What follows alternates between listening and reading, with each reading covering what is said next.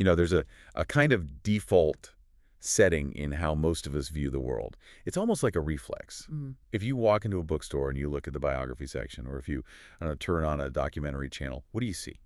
You see faces, usually famous ones. Exactly. You see the great men.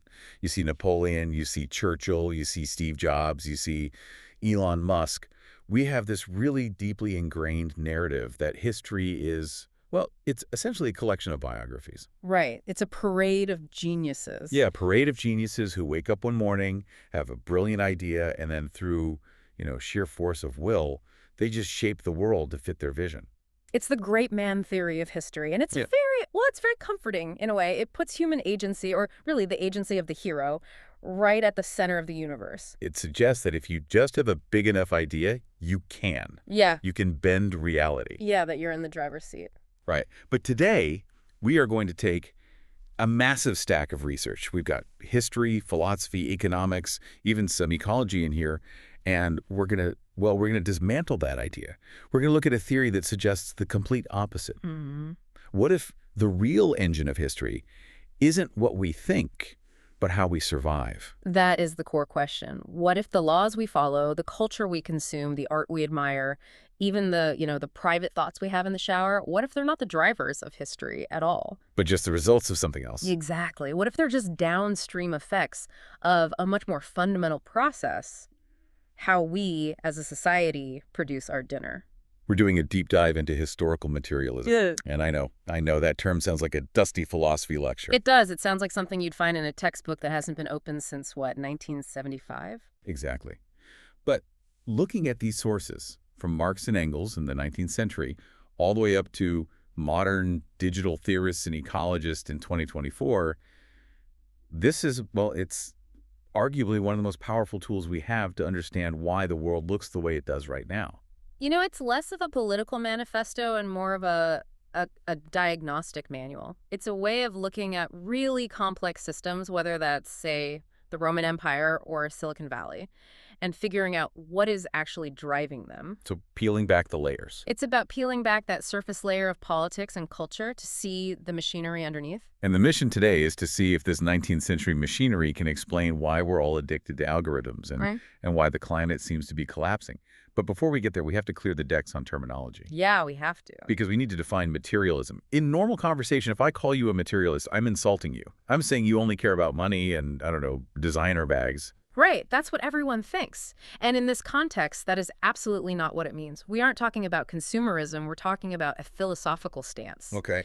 And to really get it, you have to look at what it was fighting against, which was idealism. Which brings us to the heavy hitters. We're talking Plato. We're talking Hegel. Exactly. For a very long time, the dominant view of history, from, Plato's came all the way to Hegel's world spirit, was that ideas come first. The idea is the spark. The logic was that human consciousness evolves, we think of better ways to be, and then we change the physical world to match our new brilliant thoughts. So you have the idea of democracy, and so you go and build a parliament. The mind changes the world. And the materialist argument, specifically the one we see in the German ideology from Marx and Engels, it just flips that entirely. Completely on its head. They argue that the idealists have it backward. They say the first historical act isn't a thought, it isn't a philosophy. That's eating. It's eating. It is finding shelter. You cannot philosophize. You can't legislate. You cannot paint a masterpiece if you have starved to death. It's that simple. It's like Maslow's hierarchy of needs, but applied to the entire sweep of human history. Precisely. The argument is that the way humans organize themselves to satisfy those biological needs, how we get food, how we build shelter, how we protect ourselves, that whole activity, it creates a structure. A social structure. A social structure. And that structure dictates what kind of ideas are even possible in the first place. As the source material puts it in that famous line, it is not the consciousness of men that determines their being, but their social being that determines their consciousness. Social being determines consciousness. I mean, that is the red pill moment of the theory, isn't it? Yeah. It suggests that I'm not thinking my thoughts because I'm some unique free-floating genius. No. I'm thinking them because of the specific economic system I happen to be born into. It's a very humbling realization. It suggests we are all, in a profound way, products of our time and our mode of production. And to make sense of this, to really visualize it, Historical materialism uses a mental model that is going to anchor our whole discussion today. The base and the superstructure. The base and the superstructure. Okay, let's unpack this, because this is the blueprint. If society is a building, what is the foundation? The foundation, the base, is the economy. But we need to be really precise here. It's not just money. The base is made of two specific components. First, you have the forces of production. Which sounds like a military term, but it's just the tools and the people, right? Technology and labor. That's it. It's the total capacity to produce. It's the tools, the machinery, the raw materials, and the human labor power itself. A stone axe is a force of production. Okay. A steam engine is a force of production. A server farm running AI models is a force of production. All right. And the second part of the base? The relations of production. This is the social part. This is the who owns what part. It refers to the class relationships that organize the work. Who owns the stone axe? Who owns the server farm? And crucially, who has to work for the person who owns it? Exactly. So let's make this concrete. In the Middle Ages, the forces are, say, plows and oxen. The relations are lords and serfs. The lord owns the land. The serf is tied to it. That's the base. Correct. Now, rising on top of that base is the superstructure. This is everything else. This is your law, your politics, religion, philosophy, art, culture, family structures, all of it. This is the part that usually triggers people. Oh, yeah. Because it implies that things we hold sacred, like our laws or our religion, are just toppings, that they aren't real in the same way the economy is. Well, the theory argues that the superstructure exists to stabilize, to justify, and ultimately to protect the base. It doesn't mean those things aren't real. They obviously have a huge impact on our lives. But it means their function is derived from the economic reality. They serve a purpose that's rooted in those material relations. Okay, give me a clear example of how the base creates a specific superstructure. Let's take the divine right of kings. In a feudal economy, right, you have a very specific problem. You need the vast majority of people, the peasants, to stay on their land, work incredibly hard, and hand over a huge chunk of their harvest to a lord who, frankly, does nothing. Right. Why would they do that? Well, you could use violence. If they don't, the knight comes and, kills them. Sure. But violence is expensive and it's messy. It's much, much better if the peasants believe they should give up their harvest. If they consent to it. If they consent. So the superstructure generates a philosophy. The king is appointed by God. The social order is a reflection of the divine order. To rebel against your lord is to rebel against God himself. So the religion creates a kind of mental environment where the economic exploitation feels natural. It feels right. Exactly. It's just the way things are. But then let's fast forward a few hundred years. The base changes.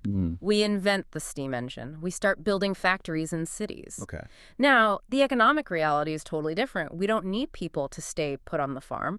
We need them to move. We need them to leave the land, come to the city, and sign a wage contract. And that old divine right philosophy, which basically says, stay in your God-given place, is now a hindrance. It doesn't fit the new base. It's holding things back. It's holding things back. So we need a new story. A new superstructure. Enter the Enlightenment. Enter individual liberty. Enter the free market.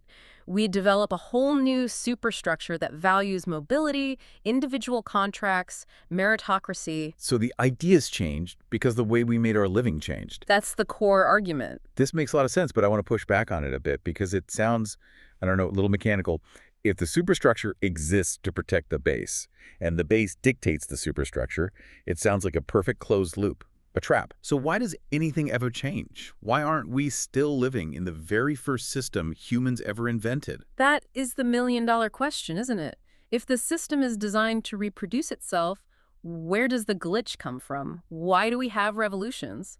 And this brings us to the first major section of our outline, the engine of history. And the sources introduce this concept of fettering, which is a great word. It sounds restrictive. Like chains. It creates a vivid image, doesn't it? The engine of change, according to the theory, is the inevitable conflict between the two parts of the base we mentioned earlier. The forces and the relations. The forces, which is the tech, and the relations, which are the laws and ownership roles. How do they get into a conflict? Well, the forces of production are incredibly dynamic. We're always inventing. We want to make things faster, cheaper, more efficient. So technology, it improves constantly. It's always pushing forward. But the relations of production, the laws, the ownership structures, they're sticky. They are rigid. The people who are currently in power wrote those laws to keep themselves in power. They don't want to change them. Exactly. They benefit from the status quo. So you have technology moving at, say, 100 miles per hour, and the legal system is moving at 10 miles per hour. That's a perfect way to put it. And eventually, the technology outgrows the laws. The old rules become fetters chains holding back the new productive capacity that we've unlocked. And the classic example in the text is that big shift from feudalism to capitalism. It is the clearest historical case study, and it's why they focused on it so much.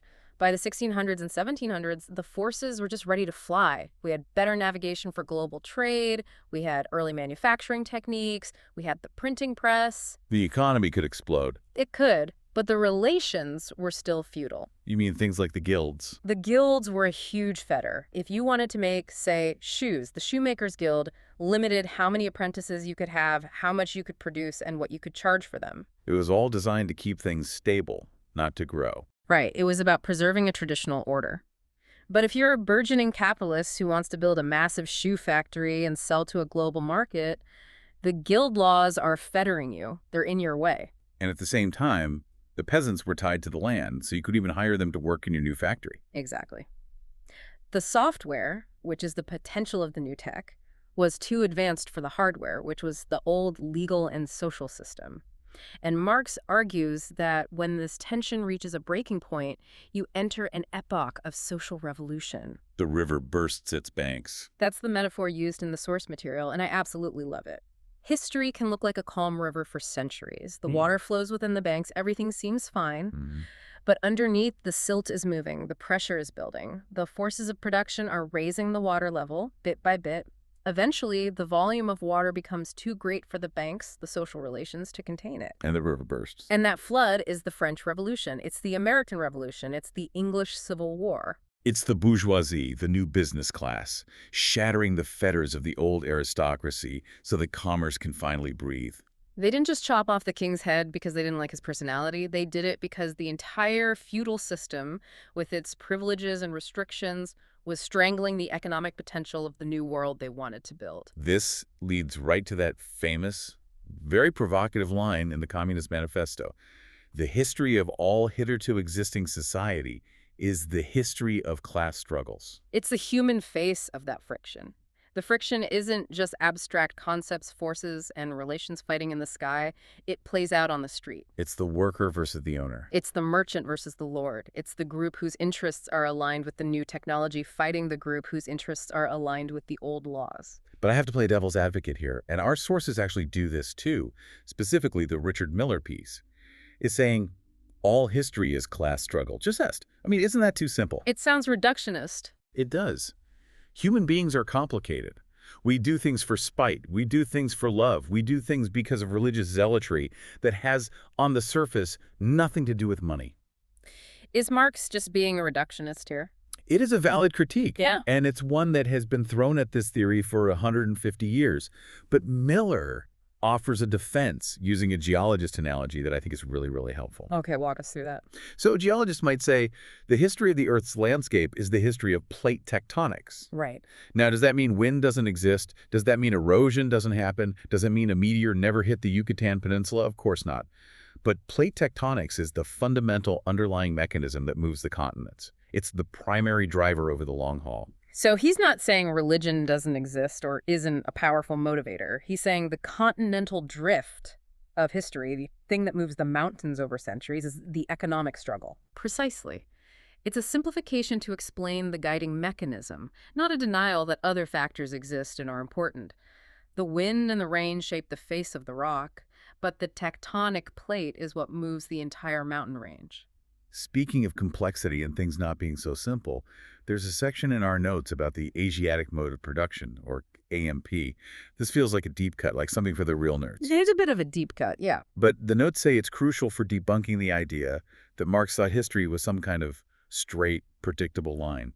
This is so important. Because for decades, standard Soviet textbooks, and funnily enough, American anti-communist textbooks too, they both taught this really rigid, unilinear model. You mean like a video game? Level 1 is primitive communism, level 2 is slavery, level 3 is feudalism. Exactly. Level 4 is capitalism, and the final boss is communism, like a neat, tidy ladder that every society has to climb. And everyone has to climb the same ladder in the same order. Right. But the sources show that Marx, later in his life, he got really obsessed with non-European societies. He spent a lot of time reading everything he could about India, China, the Ottoman Empire, and even Russia. And he had this realization, wait a minute, these societies don't fit the European model at all. They didn't have feudalism. Not in the way Europe did, no. In Europe, you had private landlords owning huge estates.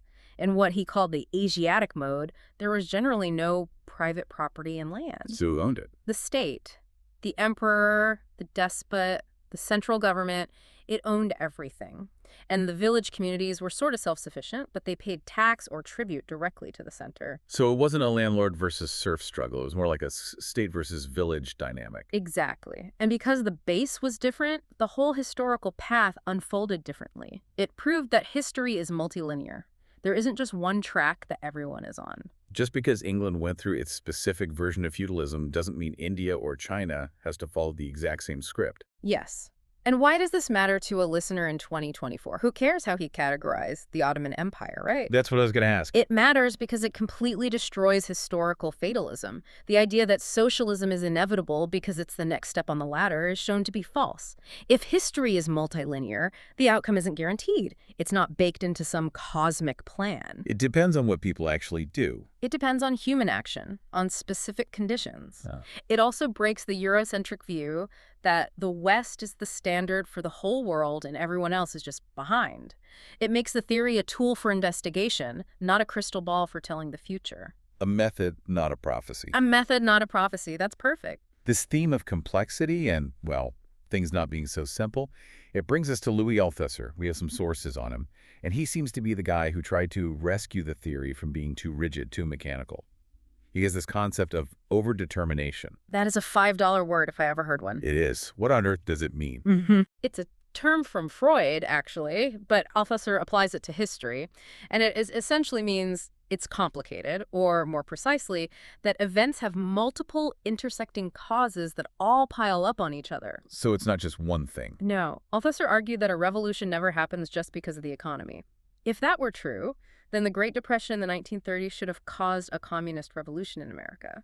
The economy completely collapsed. The base failed spectacularly. But the revolution didn't happen. Why not? Because the superstructure held it together. The culture, the political system, the ideology of the American dream. It was all strong enough to absorb the shock from the base. Althusser says a revolution only happens when contradictions at the economic level, the political level, and the ideological level all fuse together into what he calls a ruptural unity. A ruptural unity. This is like a perfect storm. It is a perfect storm, and the best example is the Russian Revolution of 1917. According to the simple, mechanical ladder theory, England or Germany should have had the first communist revolution. They had the biggest factories, the most advanced industry, the largest working class. Russia was considered backward. It was mostly peasants. It was, but it broke first. Yeah. And Althusser would say that's because it was the weakest link in the capitalist chain. It had this unique pileup of different pressures all at once. What were they? You had a crumbling, totally incompetent monarchy, the Tsar. So that's a political crisis. You had the absolute devastation of World War I, a military crisis. You had peasants who were desperate for land, and an agrarian economic crisis. And you had a new, concentrated, and very angry working class in the cities. So all these different timelines just crashed together at once. They crashed together. It was overdetermined. It wasn't just one cause. It was a fusion of all these different contradictions. So if we want to understand our own time, using this framework, we can't just look at the stock market or unemployment number. Yeah. We have to look for where the cracks in the economy line up with the cracks in the culture and the cracks in our political system to see where the real ruptural unity might be forming. Which brings us squarely to the 21st century. Let's pivot to section 2. Because this is where it gets really, really interesting for me. We spent all this time talking about steam engines and feudal lords, but we live in the age of TikTok, AI, and Jeff Bezos. The age of digital capitalism. So does base and superstructure still work when the product isn't a shoe or a bushel of wheat, but a Google search or a viral video? The sources, and here we're looking specifically at theorists like Christian Fuchs and Dan Schiller, they argue that yes, it absolutely works, but we have to update our understanding of what constitutes the base. Okay, so in the 19th century, the base is the factory, the physical factory floor. What is the base today? The internet is the factory. Schiller argues that the internet, which we often think of as this ethereal cloud or some kind of digital public library, has been completely enclosed by capitalist logic. It is the new global infrastructure for production. And if the internet is the factory, what's the raw material being processed inside it? Data. Data. Think about it. In the old industrial system, you would mine coal from the earth to burn for energy. Today, the biggest companies in the world, they mine us. This gets to the audience commodity concept, right? This is a key idea. It's Dallas Smythe's old concept, but it's been supercharged for the digital age. The argument is this. When you are scrolling through Instagram or searching for a recipe on Google, you feel like you are the customer who is consuming a free service. I mean, I am. I'm getting the recipe. I'm seeing photos from my friends. That's the transaction. The source material says, no, that is the illusion. Structurally, you are not the customer. What am I then? You are the laborer, and your attention is the product. By interacting with the platform, every click, every search, how long you hover over an image, you are performing unpaid digital labor. Labor. It feels like leisure. That's the trick. You are generating the data points, the behavioral surplus, that the platform then packages and sells to its real customers, the advertisers. So my leisure time, me sitting on the couch just mindlessly watching cat videos, is actually value-generating work time for Meta or Google. Exactly. It completely blurs the line between work and play, production, and consumption. In the 19th century, you punched out of the factory and you went home. Your time was your own. In digital capitalism, the factory follows you home in your pocket. And it's on 2047. It's on 2047. Your social life, your entertainment, your political arguments, your very curiosity is being constantly harvested for surplus value. That is profoundly depressing when you put it that way. It completely reframes the whole experience of being online. It connects right back to Marxist theory of alienation. The sources, particularly the piece by Zhang Wanru, discuss this in detail. Alienation, traditionally, that meant the factory worker produces a shoe, but the shoe belongs to the boss, so the worker feels disconnected from their own creation, from their own labor. Right. Now apply that to social media. We pour our emotions, our memories, our creativity, our personalities into these platforms. We build these elaborate digital profiles, but do we own them? No. The platform owns the network. If they ban you, it's all gone. It's gone. We feel free to express ourselves, but our social relations are being mediated by algorithms that are designed for one purpose and one purpose only: to maximize engagement for profit. It's a false freedom. It is. And it's also what some call a digital enclosure. Just as peasants were kicked off the common land in the 17th century so that lords could graze sheep for the wool market. The famous Enclosure Acts. We are being herded off the open web and into proprietary platforms. We live inside the walled gardens of Apple, Google, and Facebook. We don't really roam the open web much anymore. We are enclosed and our activity is monetized. And within that enclosure, look at how the relations of production are changing for actual paid work.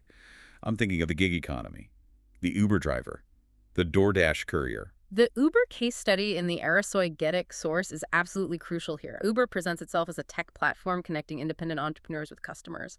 The whole pitch is be your own boss. But the material reality, the base, tells a very different story, doesn't it? Materially, it's a massive transfer of risk from the company to the worker. In the old factory model, the boss had to buy the machines and maintain them. If a machine broke, that was the boss's problem and his expense. Right. In the Uber model, the worker provides the primary capital, the car. The worker pays for repairs. The worker pays for gas, for insurance. The worker takes on all the risk of a slow day with no customers. But the worker doesn't get to set the price for their service. No. The algorithm sets the price. This is what the sources call algorithmic management. The boss isn't a guy in a suit yelling at you anymore. It's a line of code on a server that is constantly nudging you to drive 5 more minutes for a bonus, or algorithmically penalizing you for declining a ride. So you have all the responsibilities and risks of a small business owner, Yeah. but the control and autonomy of a subordinate who is just taking orders from an app. Exactly. It creates a new kind of class structure. Some sociologists are calling it the precariat, a proletariat class that lives in a state of constant precariousness. No benefits, no job security, no predictable income. Just the algorithm. So if that's the new base data extraction, algorithmic management, precarious gig work, what is the superstructure? What's the ideology that keeps this whole thing running? Because we don't have the divine right of kings anymore. No, we have the ideology of Silicon Valley. It's the language of connection, sharing, community, openness, innovation, making the world a better place. It's a very positive, almost utopian language. Yeah. It frames the technology as inherently liberating. Exactly. And that mission statement serves to mask the underlying economic extraction. We believe we are sharing photos with our friends, and that language obscures the fact that we are feeding a data extraction machine for advertisers. The superstructure tells us we're building a global community. The base treats us as a data mine. And are we seeing the fettering here? Is there a conflict building between the new digital forces and the old legal relations? Oh, absolutely. Look at the constant struggle over digital sovereignty. We see this with the GDPR privacy laws in Europe or the big antitrust lawsuits against Google and Meta. This is the superstructure, the state and the law desperately trying to grapple with this new base. The law is trying to catch up. The state is trying to figure out how to regulate a force of production, the global algorithm, that has become more powerful and influential than many governments. The tech moves so fast, the law can't keep up. That collision is the dialectic playing out in real time. Okay, so we've done the factory, we've done the phone. Now we have to talk about the planet. Because when I think of Marx and 19th century industrialization, I think of smokestacks, I think of pollution. I don't usually think of environmentalism. That is a very common misconception, and it's an understandable one. We tend to think of industrialization as the enemy of nature, and therefore Marx, who was a big proponent of industry because he thought it would eventually liberate us from toil, must have hated nature. The whole vibe of the 19th century was man conquering nature, Yeah. taming the wilderness. It was. But the sources, specifically the work by John Bellamy Foster on the metabolic rift, show a very, very different side of historical materialism. It turns out Marx was obsessed with soil science. Soil science? Really? Yes, he was reading all these German agricultural feminists because he saw a crisis happening. Metabolic rift. That sounds like a sci-fi medical condition. What does it actually mean? Let's think of metabolism in the simple biological sense. It's a cycle. You take nutrients from nature, like food, your body processes them, you expel waste, and in a natural system, that waste decomposes and goes back into the soil to grow more food. Right. It's a closed loop. The circle of life. The circle of life. And Marx argued that capitalist agriculture creates an irreparable rift in this interdependent process between humanity and the earth. And he pinpointed the primary cause, the massive separation of town and country. How did that break the cycle? Capitalism, as we said, concentrates the population in giant industrial cities to work in factories. So you have millions of people in London or Manchester. To feed them, you grow food in the countryside, you harvest the fiber like cotton and wool, and you ship it all to the city. Okay, makes sense. The people in the city eat the food and wear the clothes. They consume those nutrients. But where does the human and animal waste go? In the 19th century, it didn't go back to the farm as fertilizer. It went into the gutter. It was dumped into the River Thames. So the city gets horribly polluted with sewage. And the countryside gets depleted. You are constantly taking nutrients out of the soil, nitrogen, phosphorus, potassium, and never putting them back. Marx called it a system of robbery of the soil. You have pollution in one place and exhaustion in the other. The natural cycle is cut in half. And the sources tell this absolutely incredible story about how they tried to fix this problem, the guano scramble. This is one of those historical facts that sounds completely fake but is 100% real. By the mid-19th century, the soil in Europe and America was dying. This rift was real. Crop yields were plummeting. So, did they fix the system? Did they figure out how to return urban waste to the soil in a sustainable way? Knowing capitalism, I'm going to guess probably not. No. They looked for a quick fix commodity they could buy to plug the hole. First, and this is gruesome, they actually raided Napoleonic battlefields like Waterloo and Austerlitz and dug up the bones of dead soldiers to grind them into fertilizer. You are kidding me. That's unbelievable. It shows you how desperate they were. But then they found something even better. Guano. Bird droppings. Millions of tons of it. Massive mountains of bird poop on islands off the coast of Peru where it hadn't rained for centuries. It was pure concentrated nitrogen. It was like agricultural gold. So the solution to the broken ecological cycle in England was to go and imperialize an island in the Pacific for its bird poop. The United States even passed the Guano Islands Act in 1856, which is still on the books. It allowed any U.S. citizen to take possession of any unclaimed island anywhere in the world if it had guano on it. It kicked off this frantic era of mini-imperialism. That is the most capitalist solution I have ever heard. We broke the natural cycle here at home, so let's just go steal a resource from over there to keep the machine running a little longer. It epitomizes the logic of the system. Instead of healing the rift, instead of changing the relations of production to be sustainable, the system forces you to expand geographically to find new resources to exploit and new sinks for your waste. And you can draw a perfectly straight line from that 19th century bird poop crisis to modern climate change. It's the exact same logic, just on a planetary scale. We now call it the carbon rift. We extract fossil fuels, which are essentially ancient sunlight stored in the Earth's crust.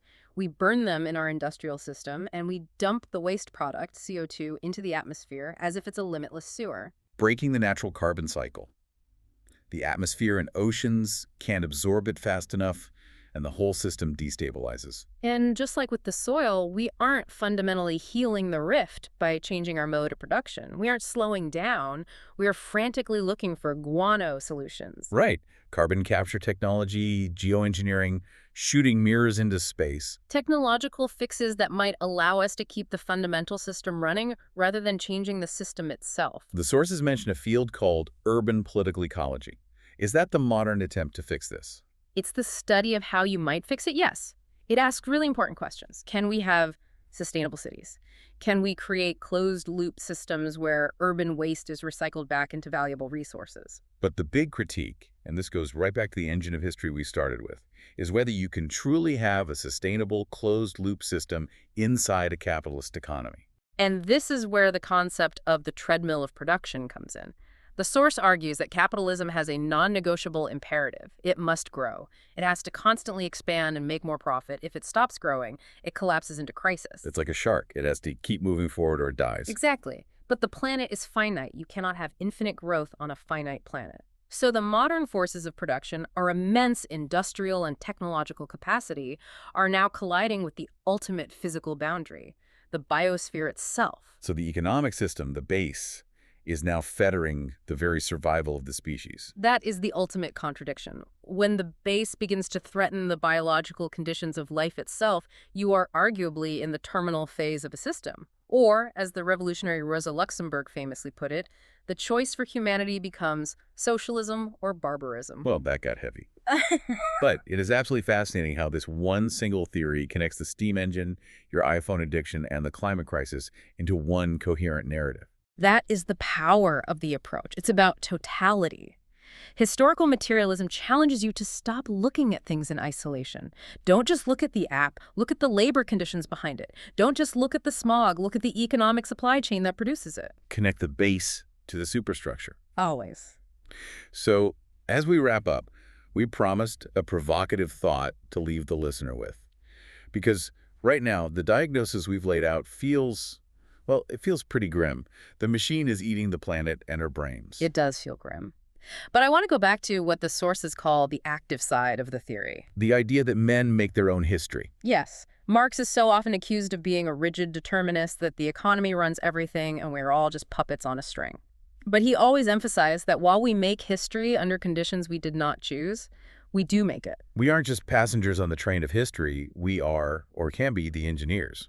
Exactly. We didn't choose to be born into the age of digital capitalism and the carbon rift. Those are the material conditions we found ourselves in. But the friction we feel, the anxiety of the gig economy, the precariousness, the panic of the climate crisis, that is the sound of the fetters snapping. That is the sound of the river rising. So the question isn't whether the banks will burst, but what we do when they do. That is the question for the listener. If we are the active side, if we are the architects and not just the subjects of history, then what does the next rupture look like? Are we going to let the algorithms and the logic of endless growth build the future for us? Are we going to be the passive users of a kind of digital feudalism? Or are we going to be the ones who consciously hack the base and try to build a new, more sustainable and more equitable mode of production? That is the question. If the current operating system is crashing the hardware of the planet, maybe it's time for us to start coding a new one. Precisely. Thank you so much for this tour de force. I mean, from the steam engine all the way to the algorithm, it's been mind-bending. My pleasure. It's always good to look under the hood of history. And to you listening, the next time you scroll through your feed or read a headline about a new tech breakthrough or a climate summit, Just ask yourself, what's the base? What's the underlying engine driving this story? You might start to see the world a little differently.